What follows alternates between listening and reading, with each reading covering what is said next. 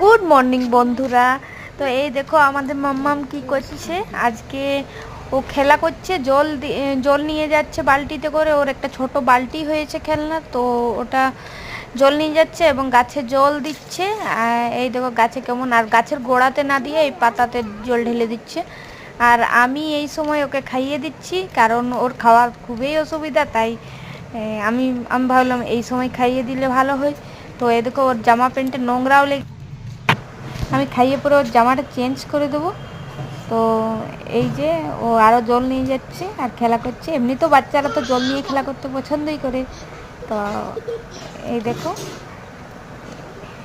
আর এই যে মাঝে ঝাঁটাটা ছিল আমি ওটা সরাতে ভুলে গেছি, তাই ওটাও ক্যামেরার মধ্যে বন্দি হয়ে গেছে।